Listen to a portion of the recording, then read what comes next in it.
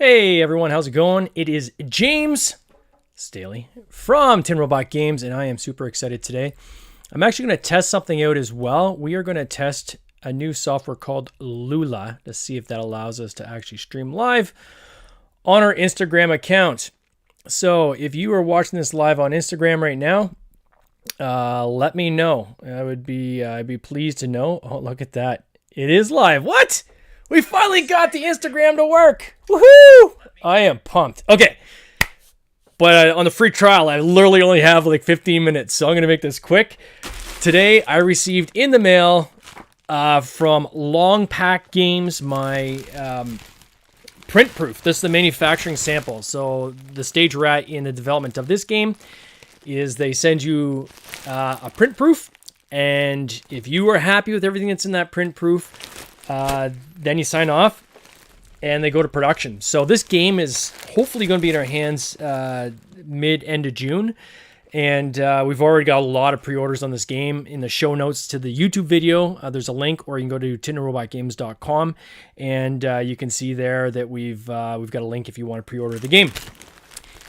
A little secret: if you use code MEOW in your shopping cart, you get actually 20% off the game on the pre-order. So ships in June, some significant savings. All right, let's crack it open. So Long Pack. This is the first time I've used the Long Pack. I've used Sky Game. I've used Ligia Games. But I reconnected with Long Pack at Breakout Con.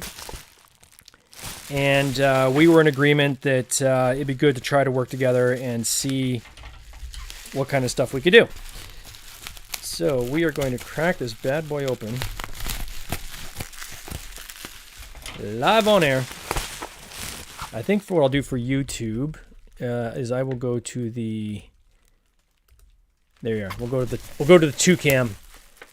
Ooh, I am excited. Woohoo! Hello everybody that's joined. We got Tabletop Vibes. They just did a great video on Cities of Venus. I don't know if you guys noticed my Cities of Venus shirt.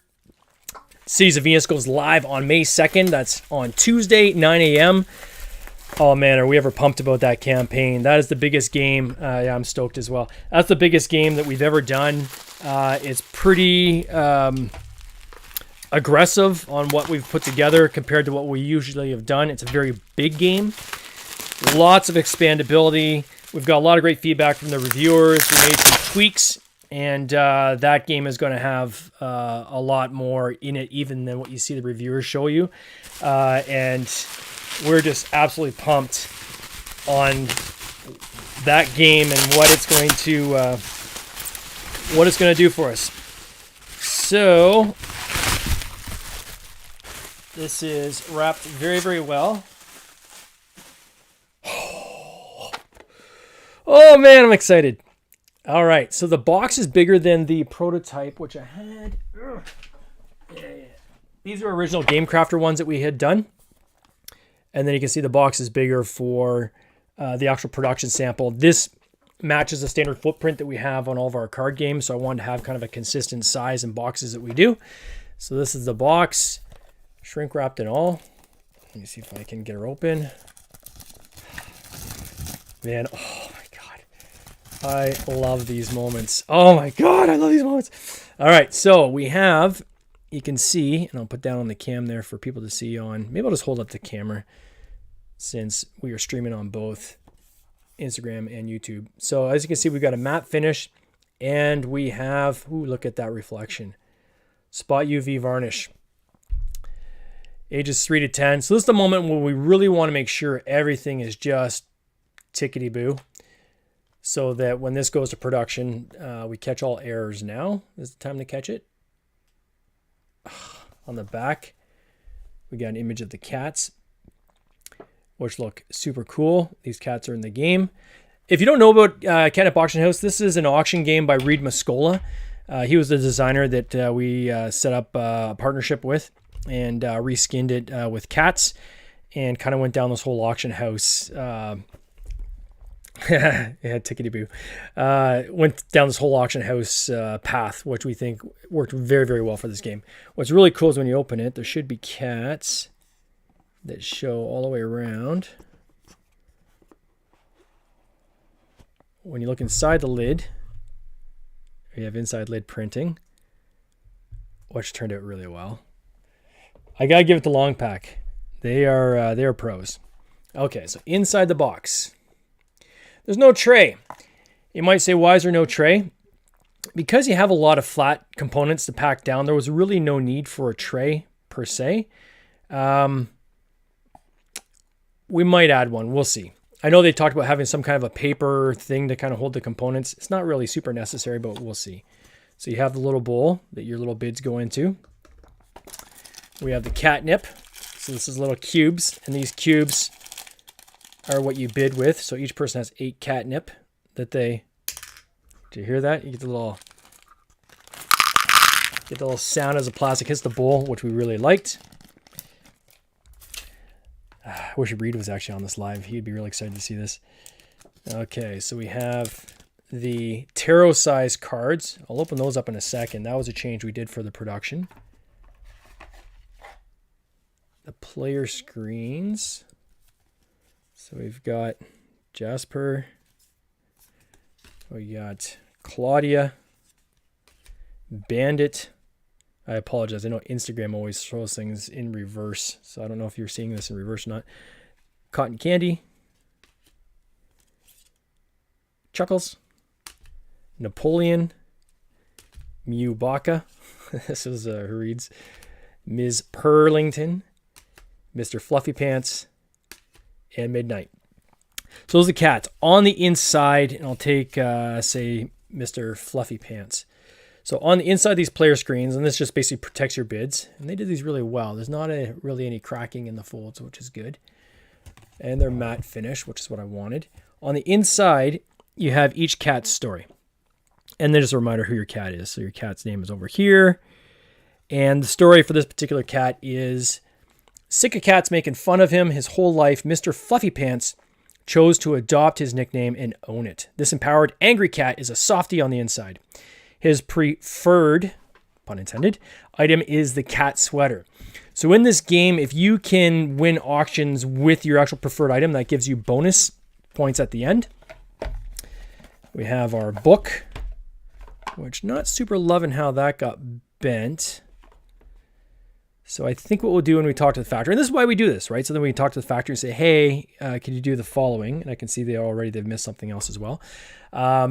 Is how it's kind of bent like that. If that was put in the box first, we wouldn't have any bending of this book.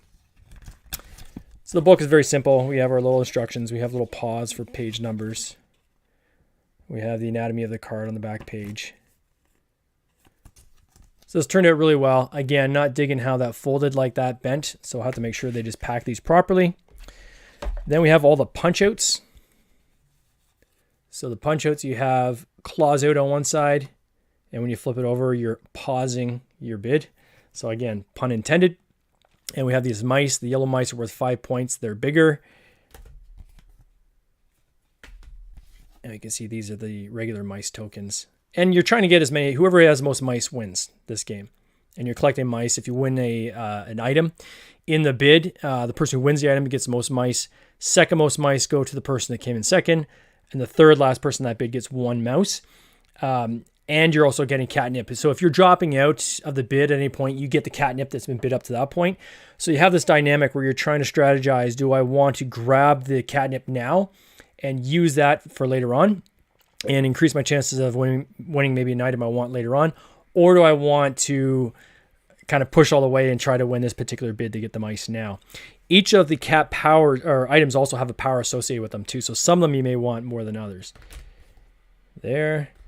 You have this clockwise and counterclockwise punch out, which again, I can see there's a typo on that. Good God.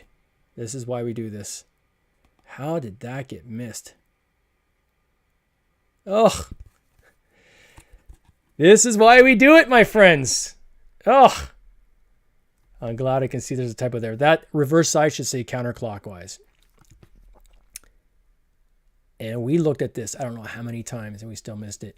Also, the standee, which is this guy here. This is the auctioneer. This goes in front of whoever wins the bid.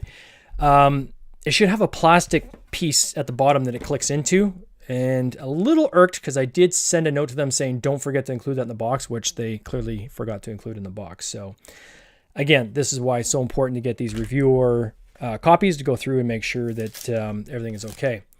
All right, let's look at the cards next. All right, is your company hiring? Well, Michelle, you never know. We're always looking for help for sure.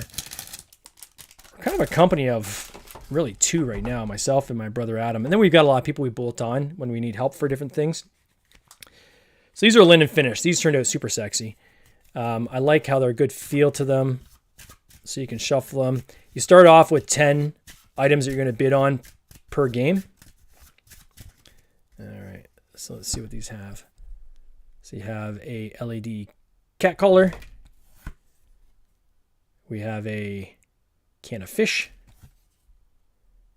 Toy mouse.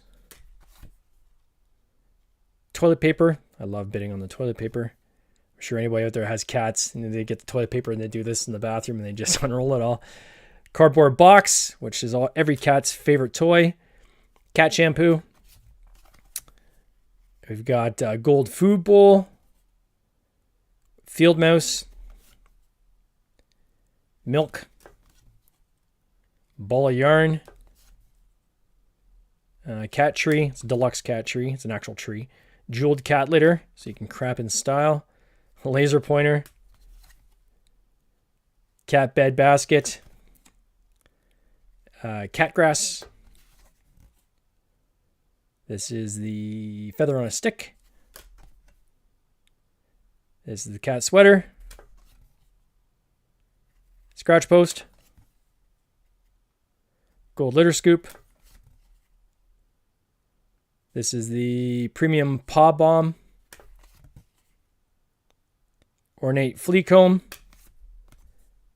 And then we've got a water fountain, which all cats love to play at the water, and it's trickling down.